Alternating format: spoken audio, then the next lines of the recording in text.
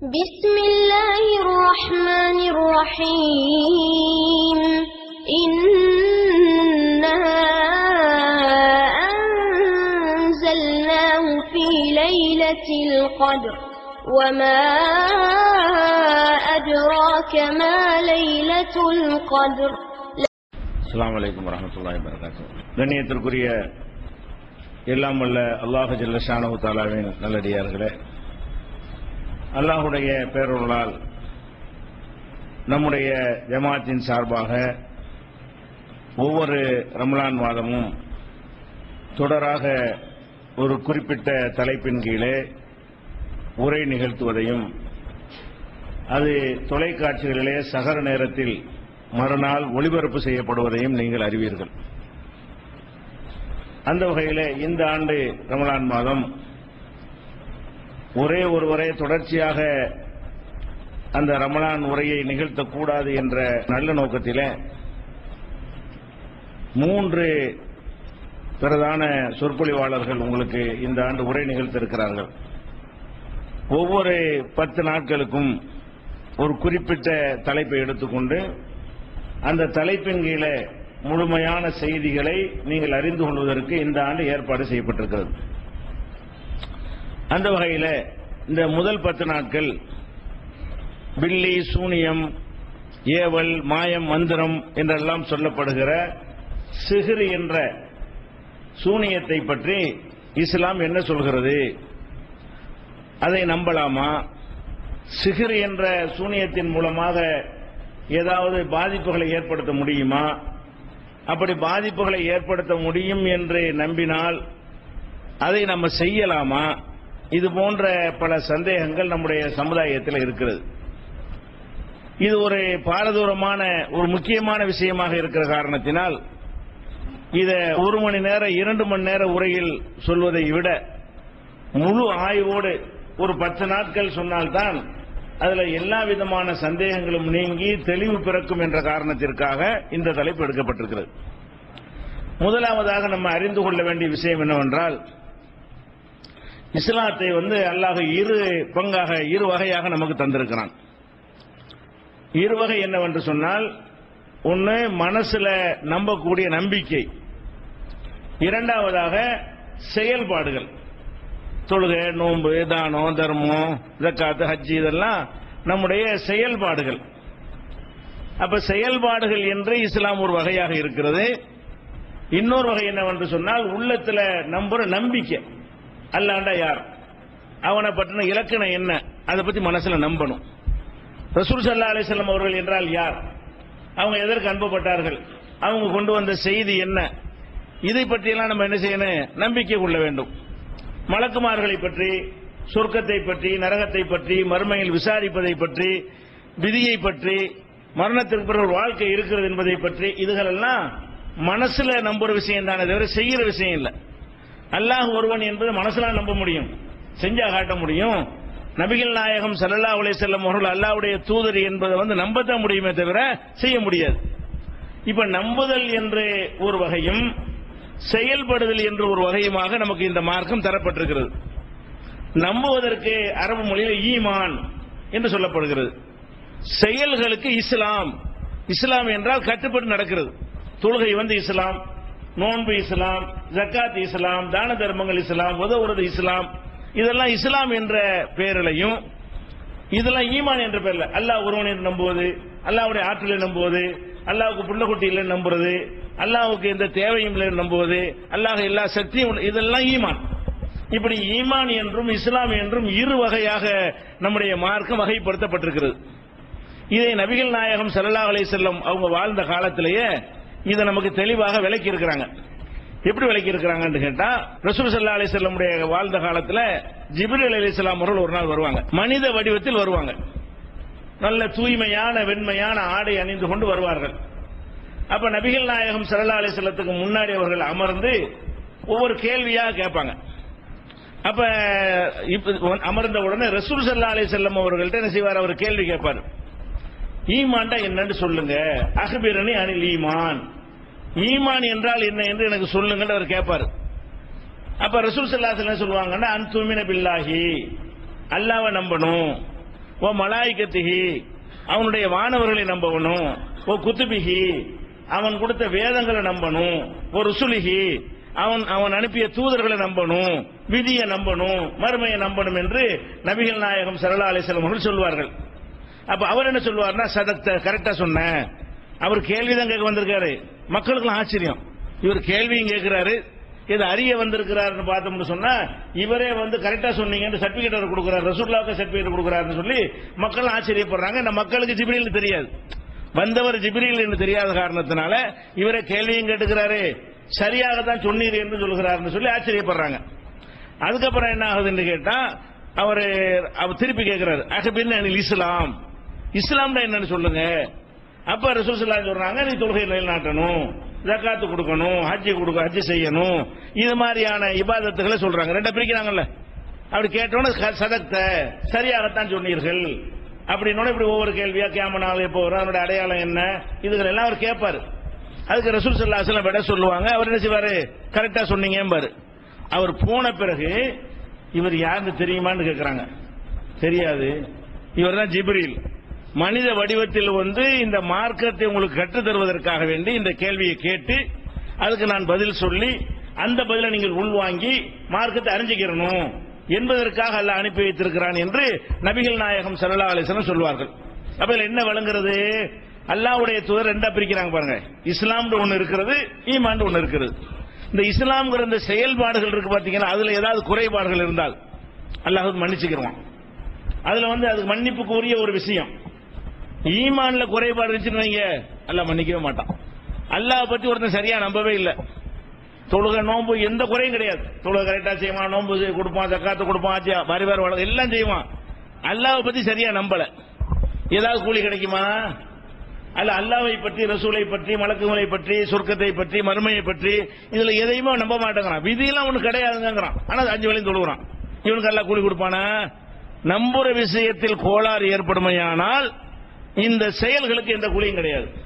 அப்ப பேசிக் அஸ்திவார அடித்தளம் என்ன என்று கேட்டா நம்பிக்கை தான்.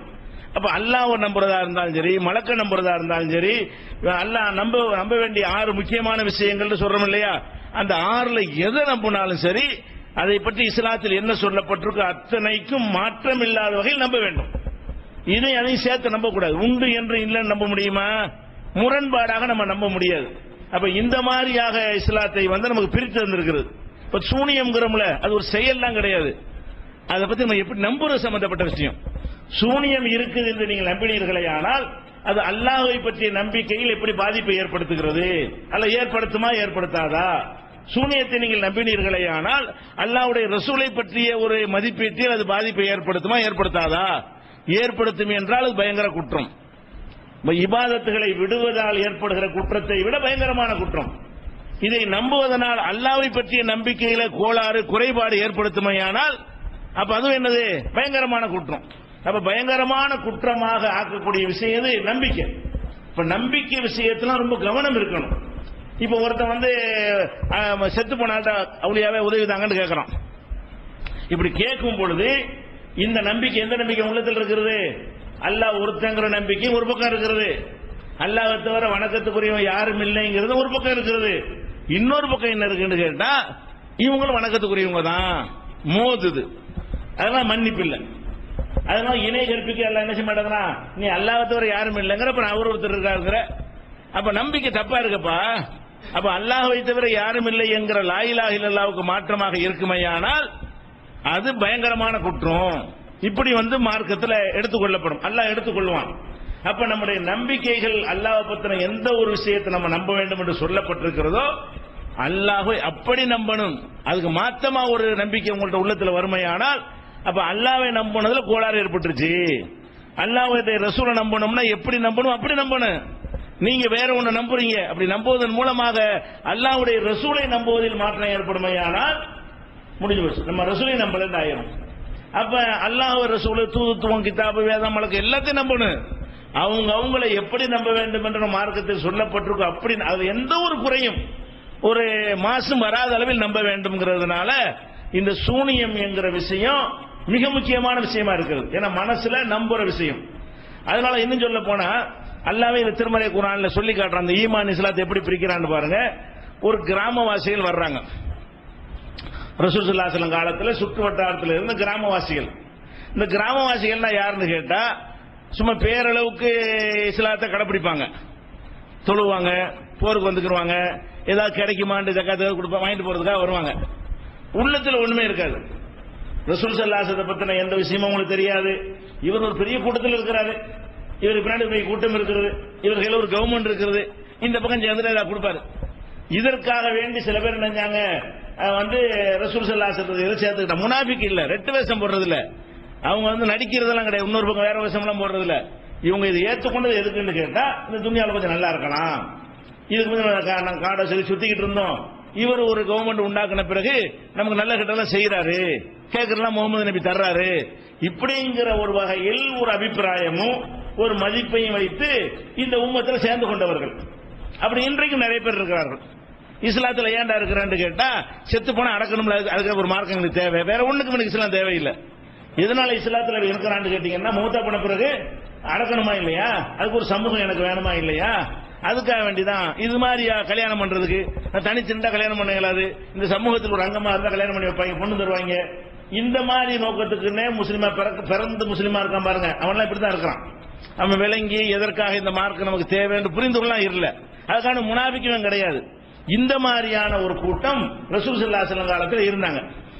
இதை பற்றி அல்லாஹ் குர்ஆன்ல சொல்லி காட்டுறான். எப்படி சொல்றான்னு கேட்டா காலத்தில் அராபு ஆமன்னா, கிராமத்தில் இருந்து சில பேர் ஆமன்னா நாங்கள் ஈமான் கொண்டோம் என்று சொல்கிறார்கள்.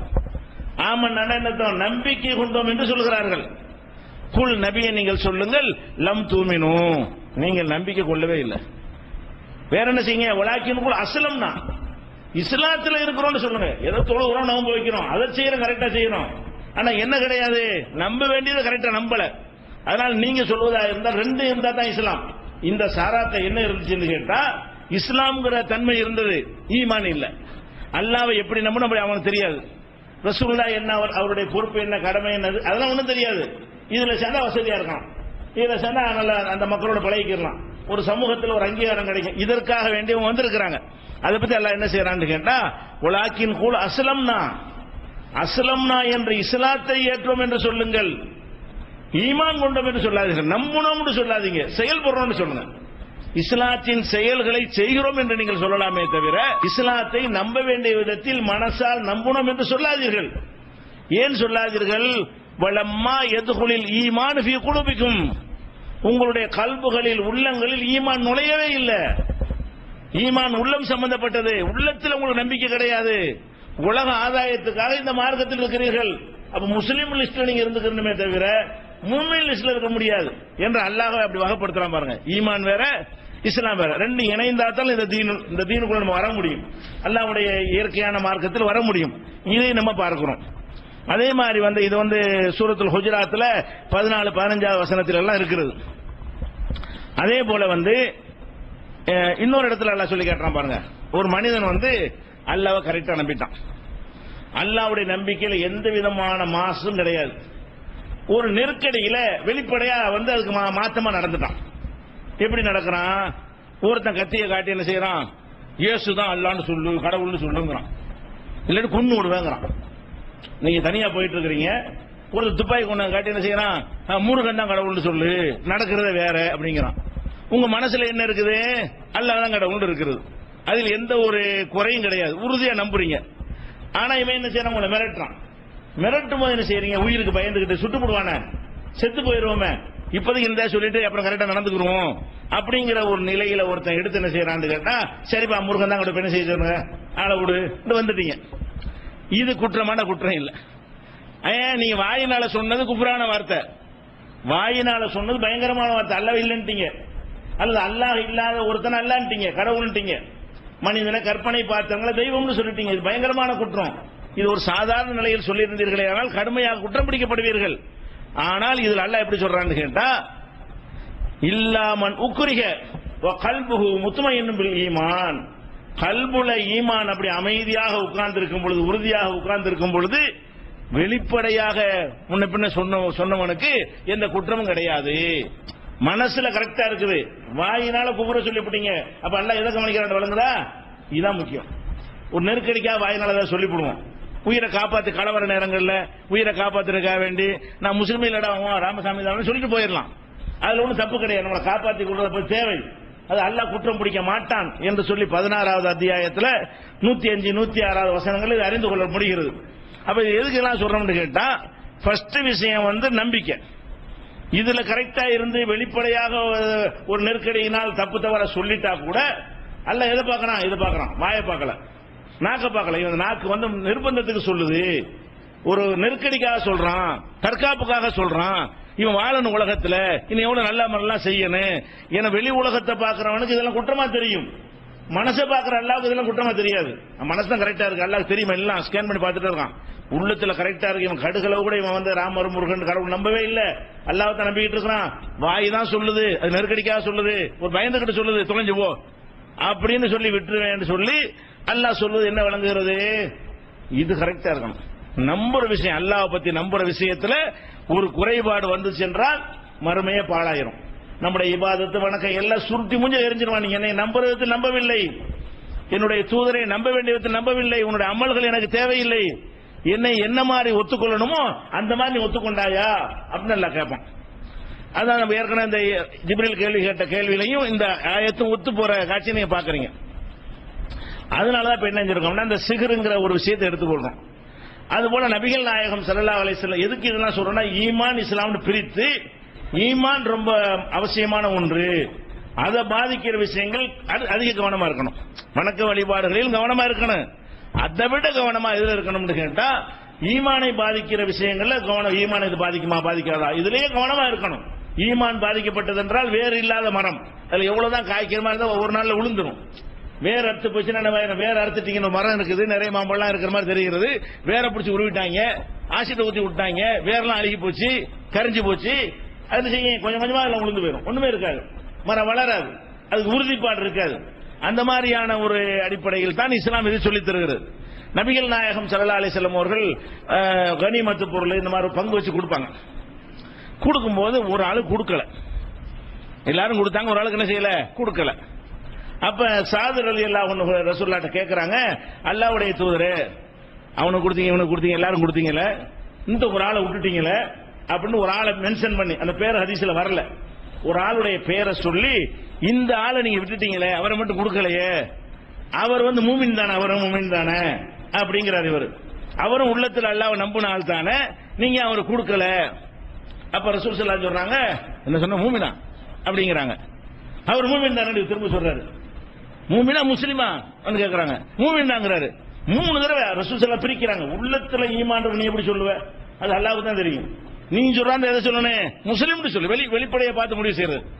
முஸ்லிம் தன்னை சொல்லிக்கிறான், முஸ்லிம் மாதிரி நடக்கிறான், முஸ்லிமுடைய கடமை எல்லாம் செய்யறான், அவன் என்ன செய்யலாம், முஸ்லிம் என்று சொல்லலாம். மூமின் என்று நீ எப்படி சொல்லுவ, ஒரு மனுஷனை பொதுவா மூமின்கள் சொல்லலாமே தவிர ஒரு ஆளை குறிப்பிட்ட மூமின் எப்படி சொல்ல முடியும்? 3 தடவை மறுக்கிறாங்க. முஸ்லிம் சொல்லு, மூமின் சொல்லாத அப்படின்னு சொல்லி. எதுக்கு சொல்றாங்க?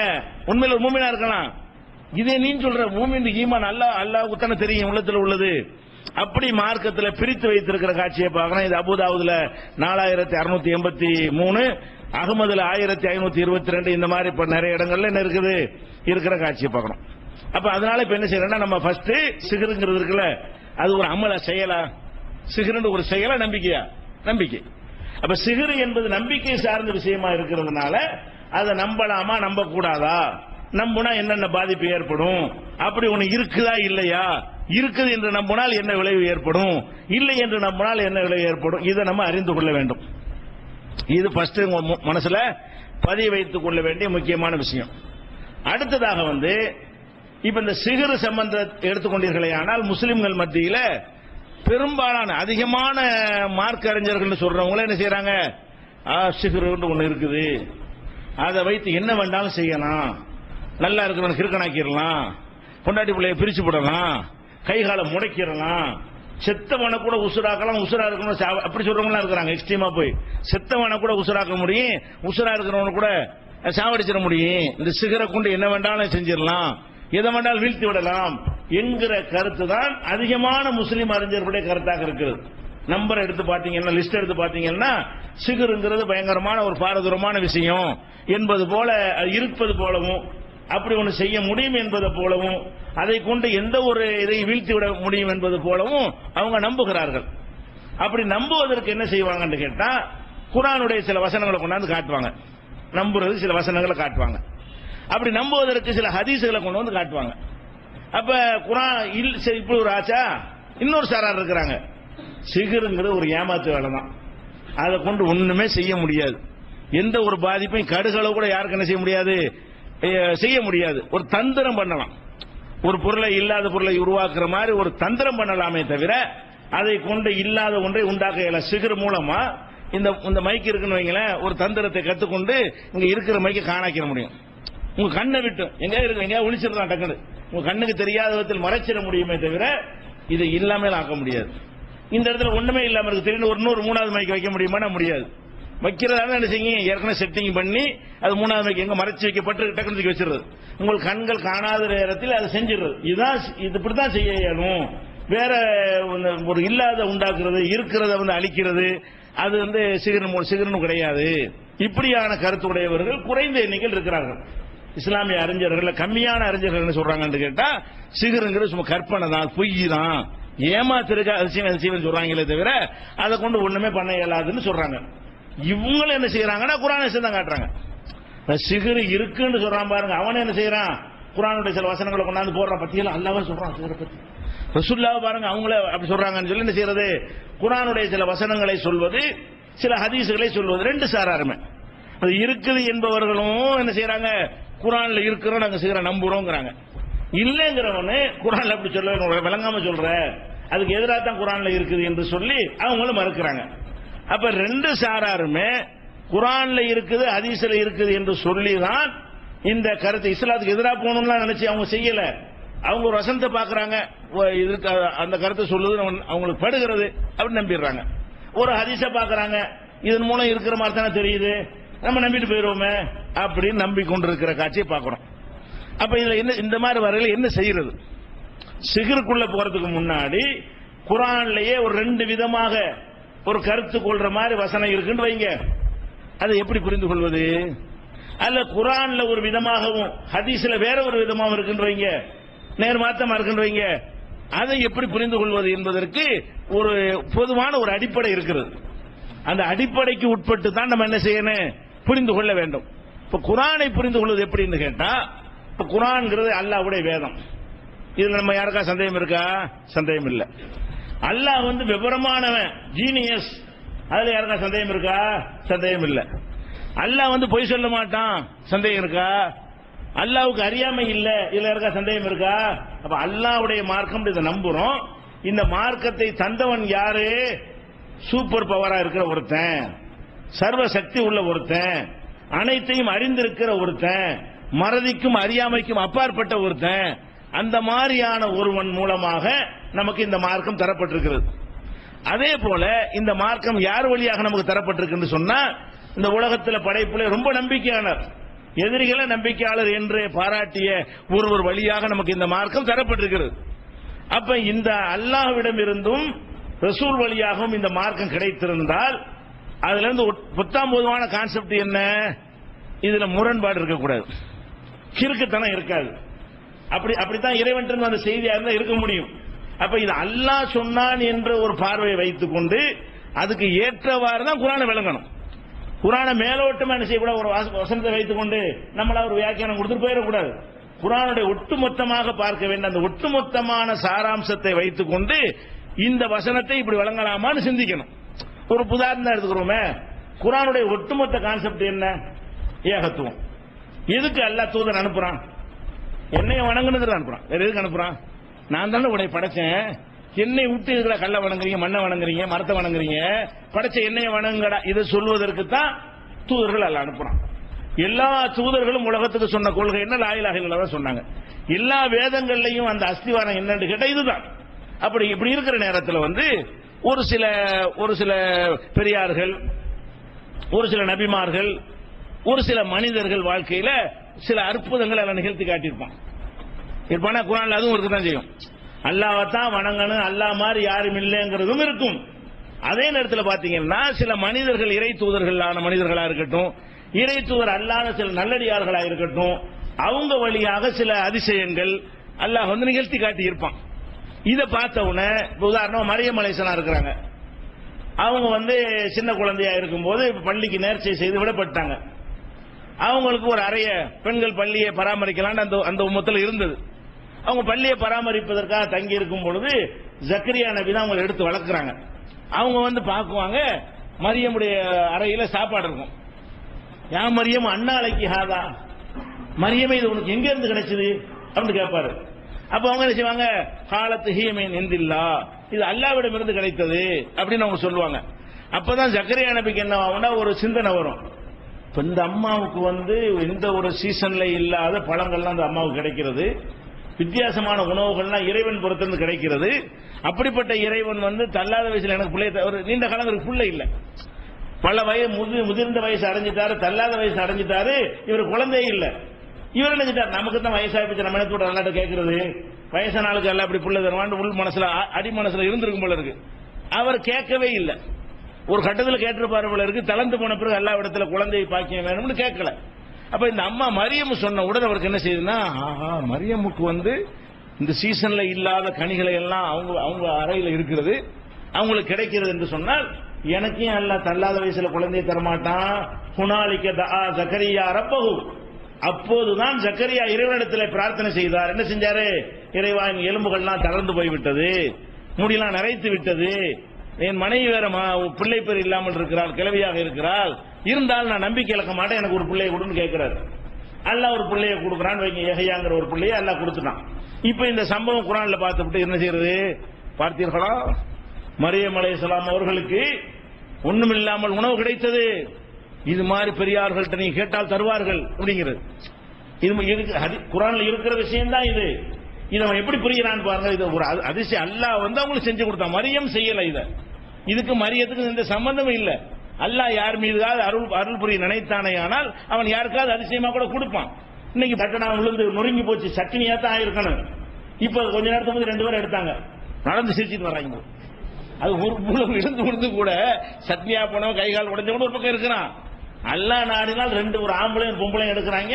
சகஜமா சாதாரண மனிதர்கள் இப்போ நடந்து வருகிறார்கள். ஒரு அதிசய செய்தியாக சொல்றான். நினைச்சா காப்பாற்றினான். அது அவனுடைய அற்புதம். அது அந்த 2 பேரும் தப்பிச்சு வந்தாங்களே, மீட் காட்டி வந்திருக்கான். அவனை காப்பாற்றணும் அல்லாஹ் ஏற்பாடு பண்ணி ஒரு செட்டிங் பண்ணனா அதை லா இலாஹ இல்லல்லாஹ்வுக்கு மாற்றம் இல்லாம தானே விளங்கணும். இவன் என்ன செய்யறான் பார்த்தீர்களா, ஒரு மரியம் அலைஹிஸ்ஸலாம் பாருங்க, பெண் அவுலியா, அதான் ஆத்தங்கர் அம்மாட்ட நாங்க போறோம். அப்ப இதுவும் குர்ஆன் ஆதாரம் தான். இவன் சொல்வது குர்ஆனுடைய ஆதாரம் தானே. குர்ஆன் ஆதாரத்தை எப்படி சொல்லணும் கேட்டா, ஒட்டுமொத்த குர்ஆனுடைய கான்செப்ட் என்னடா, அல்லாஹ்வை தவிர யாரையும் வணங்க கூடாதுங்கிறது கான்செப்ட். அதுக்கு மாற்றம் இல்லாமல் இதெல்லாம் புரிஞ்சுக்க. இந்த சம்பவத்தை மறுக்கல, குர்ஆன்ல இருக்கிறது. மரியம் அலைஹிஸ்ஸலாத்துக்கு அல்லாஹ் அதிசயமா கொடுத்தான் என்று அப்படி விட்டுட்டு போயிருந்தமே தவிர, அதனால நானும் மரியத்தை வணங்குவேன், நான் போய் அவங்கள்ட்ட கும்பிடுவேன், நான் மேரிய 3வது கடவுள் ஆக்குவேன் என்று அவர்கள் போனது போல போக முடியுமா? அப்ப குர்ஆன்ல இருக்குது என்பதை இப்படி புரிந்து கொள்ளக்கூடாது. குர்ஆன் ஒட்டுமொத்தமா ஒரு என்ன செய்தியை சொல்கிறது, என்ன கொள்கையை வைக்கிறது, அதுக்கு ஏற்ற வகையில் தான் எந்த சம்பவத்தையும் வழங்கணும். குர்ஆன்ல எந்த மாதிரி சம்பவங்கள் சொல்லப்பட்டாலும் சரி, அது லா இலாஹ இல்லல்லாஹ் என்பதற்கு உட்பட்டு தான் அதுக்கு விளக்கம் கொடுக்கணுமே தவிர, லா இலாஹ இல்லல்லாஹ்வுக்கு எதிரான விளக்கத்தை கொடுத்தால் அது குர்ஆனை விளங்குறது ஆகுமா? அது ஆகாது. அப்ப ஒட்டுமொத்தமா குர்ஆனுக்கு ஒரு கருத்தை இஸ்லாம் சொல்லுகிறது. அதே மாதிரி இப்ப உதாரணமா எடுத்துக்கொள்ளுங்களேன். இப்ப குர்ஆன்ல ஒழுக்கத்தை பத்தி ரொம்ப இஸ்லாம் பேசுகிறது.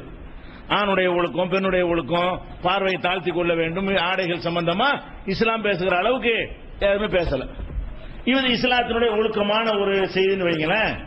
இதுக்கு மாத்தமா உங்களுக்கு ஒரு செய்தி சொல்லப்படுது. எப்படி வருது?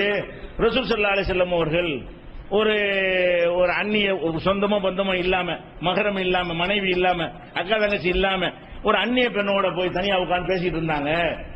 அங்க போய் படுத்து தூங்கிட்டு வருவாங்க அப்படின்னு சொல்றாங்கன்னு வைங்க. இப்ப நீங்க என்ன பண்ணணும், அப்படி தலையாட்ட கூடாது. ஒட்டுமொத்த இஸ்லாமிய கான்செப்ட் என்ன, குர்ஆனுடைய கான்செப்ட் என்ன, இதெல்லாம் ஒழிக்க தானே அந்த மார்க்கம் வந்துச்சு. இப்படி எல்லாம் இஷ்டத்துக்கு எதுவும் பண்ணிடக்கூடாது என்ற தடை செய்வதற்கு தானே இந்த மார்க்கமும் வந்திருக்கிறது. அப்படியான ஒரு மார்க்கத்தில் அல்லாஹ்வுடைய இப்படி செஞ்சிருப்பாங்களா என்பதற்கு ஏற்பத என்ன செய்யணும், அது விளக்கம் கொடுக்க முடியுமா? அல்லது தாயா இருப்பாங்களா, தங்கச்சியா இருப்பாங்களா, மகரமா உறவு இருப்பா, ஒண்ணும் இல்லையா? அது பொய். இது அணுகிற முறை. ஒட்டுமொத்த குர்ஆனுடைய கான்செப்டை வைத்துக் கொண்டு அதுக்கு அதுக்கு எதிரான ஒரு விஷயங்களை என்ன செய்யக்கூடாது, விளங்கி கொள்ளக்கூடாது. இது குர்ஆனை அணுகக்கூடிய ஒரு விதம். அதே போல ஹதீஸ் இருக்குன்னு வைங்க, ஹதீஸுகள் குர்ஆன் இல்லாம ஹதீஸ்னு மார்க்கத்தினுடைய ஆதாரம் தான். தொழுங்கள்னு மட்டும்தான் அல்லாஹ் சொல்லுவான். எப்படி தொழுவணுங்கிறது ஹதீஸ்லாம் இருக்கும். தக்பீர்ல இருந்து சலாம் வரைக்கும் குர்ஆன்ல இருக்கா? தொழுகை நிலைநாட்டுங்கள் இருக்கும். ஜகாத் கொடுங்கள் தான் குர்ஆன்ல இருக்கும். யார் யாருக்கு என்னென்ன கடமை எவ்வளவு கொடுக்கணுங்கிறதெல்லாம் குர்ஆன்ல இருக்கு. ஆனா கிடையாது. அதெல்லாம் நபிகள் நாயகம் ஸல்லல்லாஹு அலைஹி வஸல்லம் விளக்கி இருக்கிறாங்க. இது ஹதீஸுமோ அது குர்ஆனுமோ ரசூல் ஸல்லல்லாஹு அலைஹி வஸல்லம் எதை விளக்கி இருக்கிறாங்களோ குர்ஆன்ல இல்லாம அந்த விளக்கங்கள் ஹதீஸ் என்று சொல்லுவோம். குர்ஆன் அல்லாஹ்வுடைய வேதத்தை செய்வோம், வேதம் குர்ஆன் சொல்லுவோம்.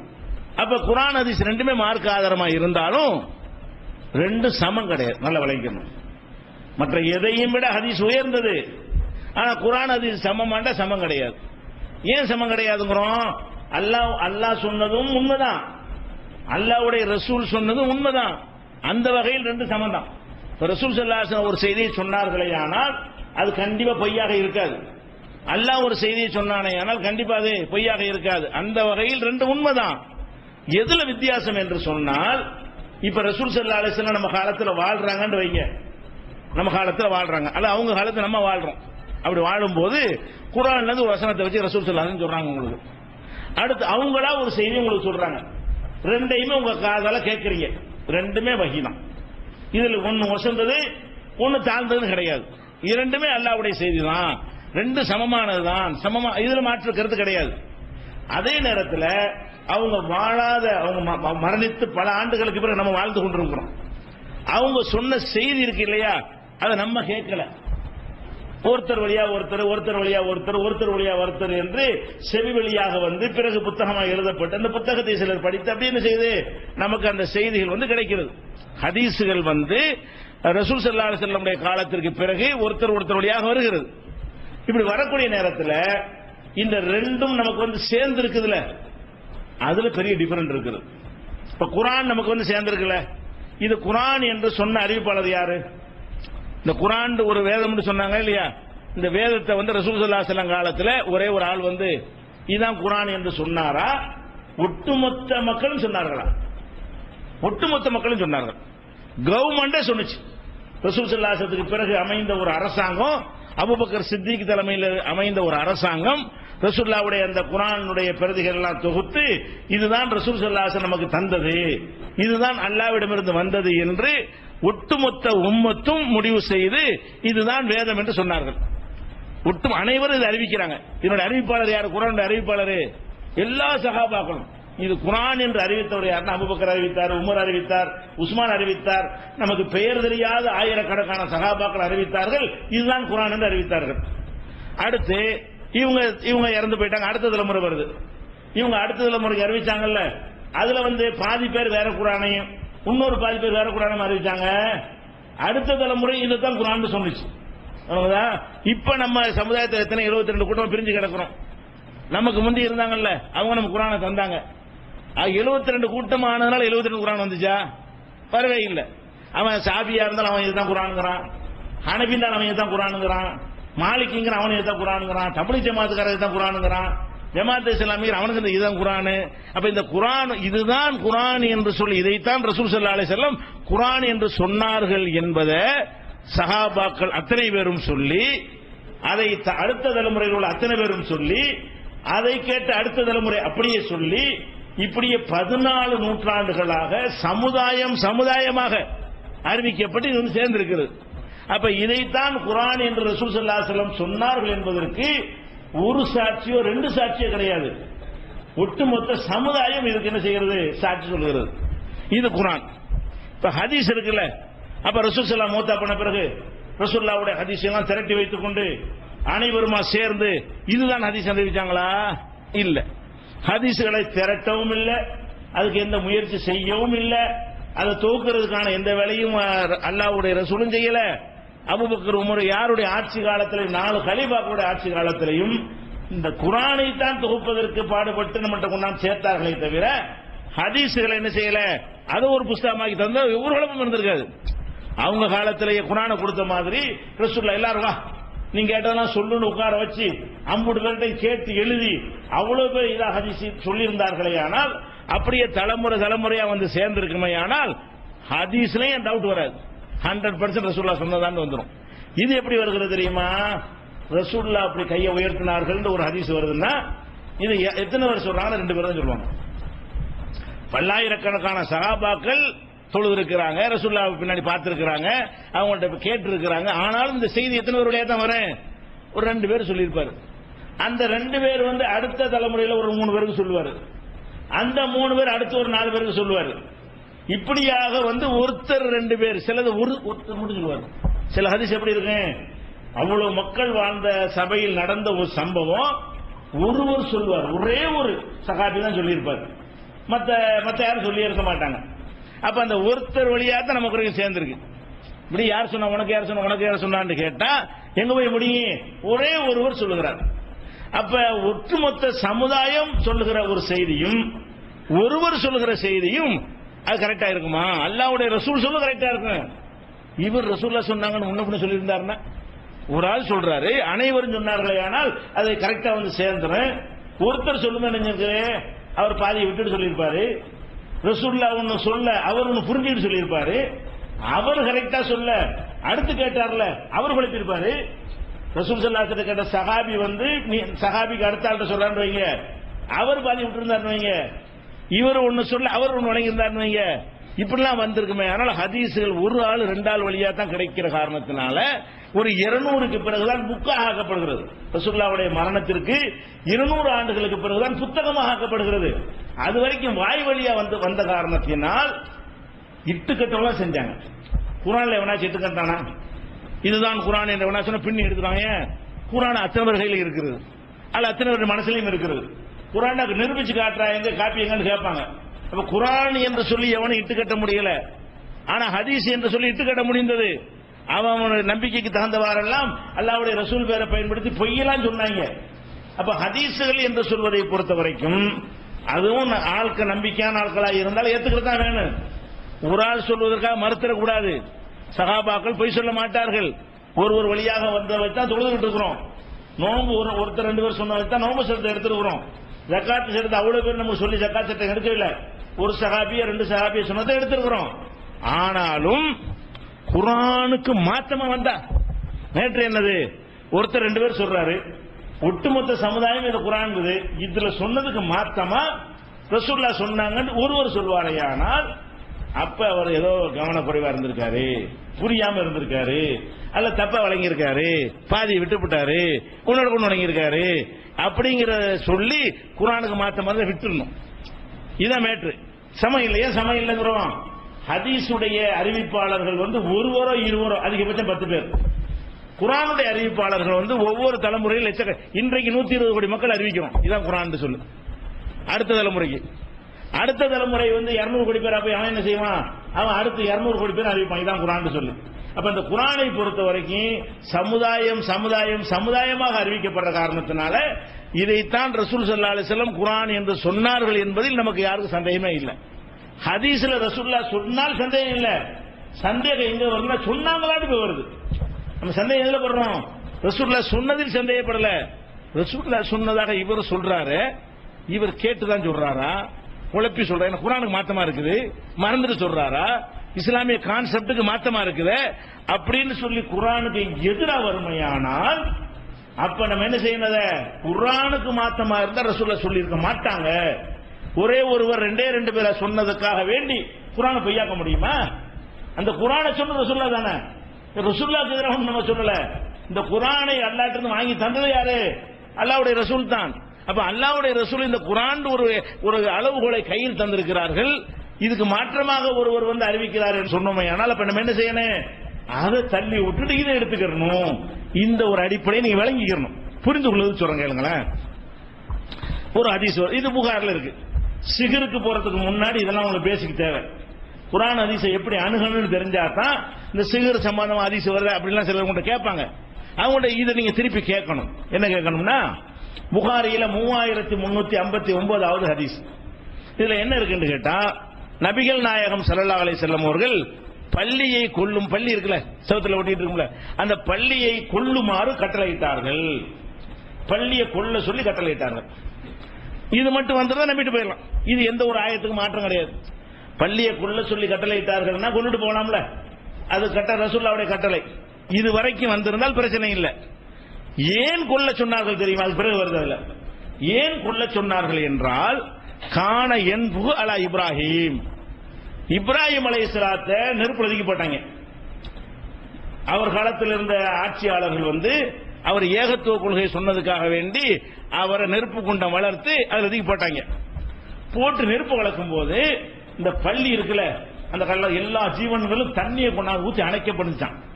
இந்த பள்ளி மட்டும் என்ன செஞ்சா, பக்கத்தில் ஊதி ஊதி விட்டுச்சான். இந்த பள்ளி அந்த நெருப்பை, இப்ராஹிம் அலைஹிஸ்ஸலாத்துடைய போடப்பட்ட அந்த நெருப்பை ஊதி பெரிதாக்கியது, அதனால் கொள்ளுங்கள் என்று ரசூல் ஸல்லல்லாஹு அலைஹி வஸல்லம் சொன்னார்கள். பயன்படுத்தணும்.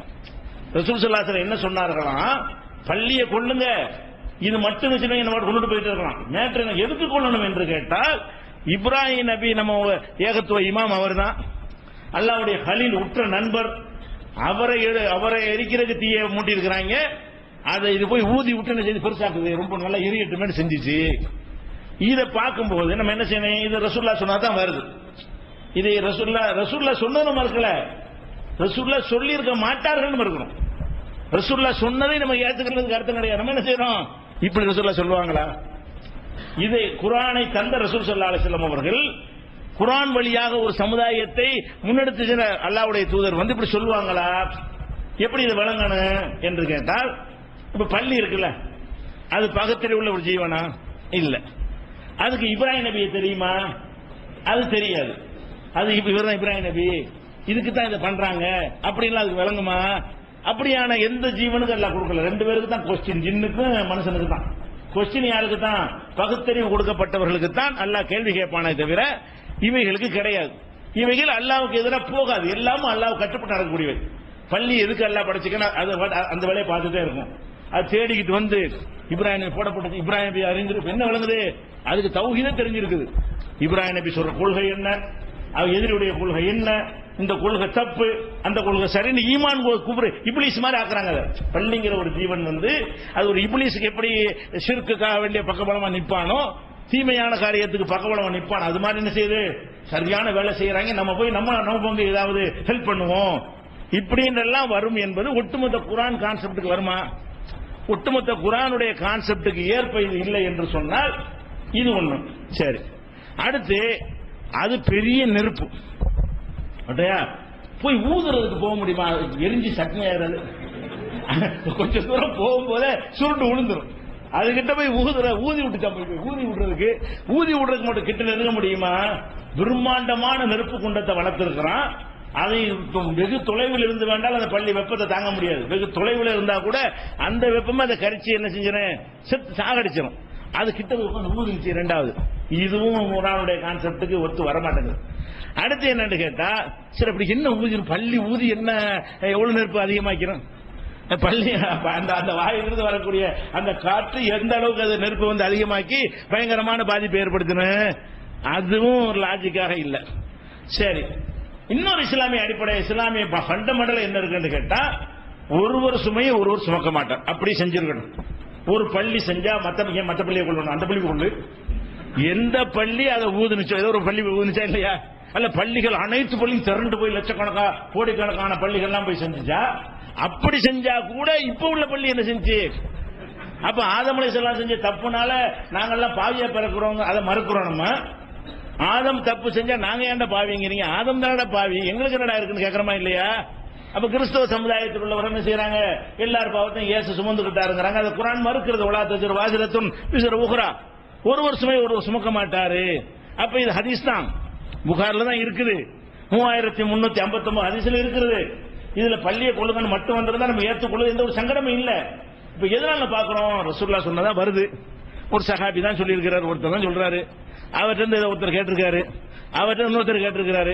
இந்த ஒருத்தர் 4 பேர் வரிசையா வருவாங்க. இந்த 4 பேரும் ஒட்டுமொத்த இஸ்லாத்தினுடைய பேசிக்கையே தகர்க்கிற விதமாக இதை ஏற்றுக்கொண்டீர்களே ஆனால் பள்ளிக்கு பகுத்தறிவு உண்டு சொல்ல வேண்டிய வரும்.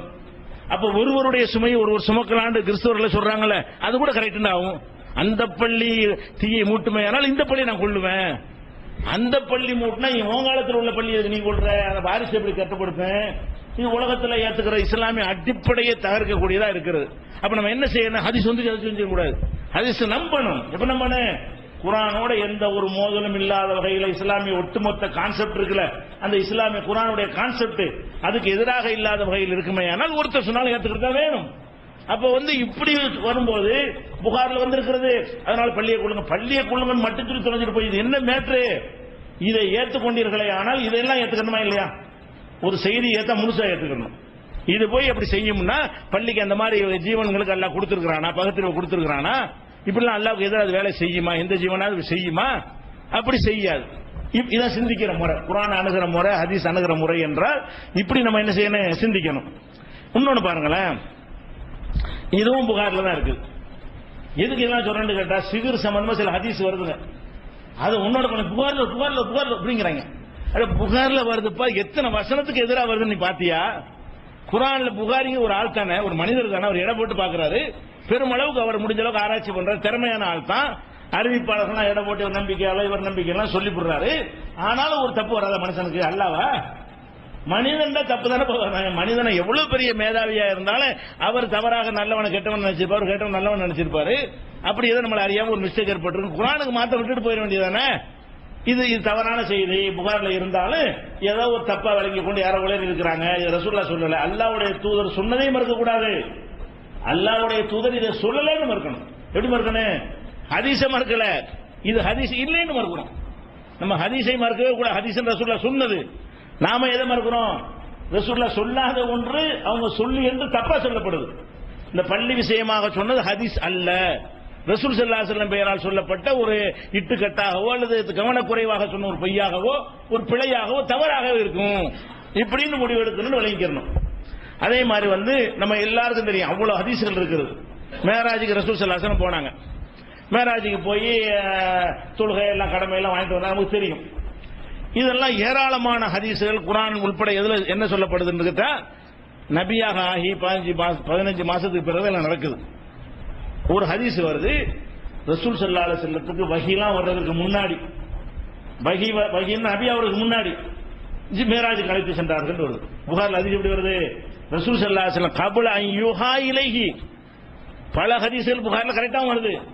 மேராஜ் சம்பவம் எப்படி நடந்துச்சு இன்னும் சொல்ல போனா அல்லாஹ் குர்ஆன்ல சொல்லி காட்டுறான், சுப்ஹானல்லதி அஸ்ரா பி அப்திஹி லைலன் மினல் மஸ்ஜிதில் ஹராமி இலல் மஸ்ஜிதில் அக்ஸா.